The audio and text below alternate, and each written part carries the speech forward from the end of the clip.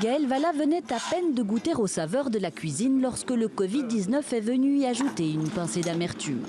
Comme 2/3 des jeunes en Suisse, il est apprenti. Il suit une formation qui combine école et travail en entreprise. Là, tu coupes là. Tu mets la moitié là. Dans un an, il devra passer son examen final, mais il craint d'être pénalisé par la fermeture des restaurants. Pendant l'examen, il y a vraiment une partie où on doit envoyer certains plats à certaines heures, etc. Et on doit respecter ça. Et ça, c'est quelque chose que je ne peux pas du tout travailler, du coup, comme il n'y a pas de clients finalement. Esther Berger est plongée dans les chiffres et l'administration, un apprentissage qu'elle peut poursuivre contrairement à Gaëlle, mais en télétravail. Salut Esther, comment vas-tu ? Ça va bien, merci, et toi ?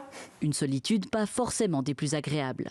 C'était très dur de se retrouver tout seul à la maison, alors que en première année, d'autant plus, on préfère être accompagné de collègues. Mais je le ressens maintenant que j'ai quand même certaines lacunes. 2 exemples d'apprentissage semés d'embûches et d'ores et déjà la peur d'être dévalorisé sur un marché du travail fragilisé par la crise sanitaire. Son impact sur la formation professionnelle ne sera surmonté qu'en 2025 selon une étude universitaire. Mais nos 2 apprentis ne sont pas si mal lotis, d'autres jeunes ont perdu leur place. Esther peut même se rendre tous les mardis sur son lieu de travail. On peut débriefer ensemble, on peut regarder. S'il y a quelque chose que je n'ai pas compris, on peut l'expliquer de vive voix et c'est quand même beaucoup plus simple et beaucoup plus agréable.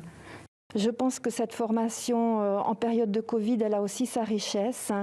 Elle fait appel à l'autonomie des apprentis. C'est quand même un atout dans le parcours professionnel. Quant à Gaëlle, il peut apprendre ses recettes sans stress.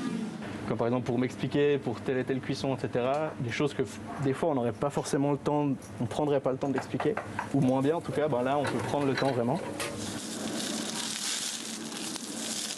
J'aimerais bien travailler un peu encore et après peut-être partir à l'étranger pour travailler dans d'autres restaurants, etc. Et voilà, ce serait l'idéal, mais je ne sais pas si ce sera possible. Malgré la crise sanitaire, nos 2 apprentis ne tirent pas un trait sur leurs rêves, mais devront peut-être revoir leur plan de carrière.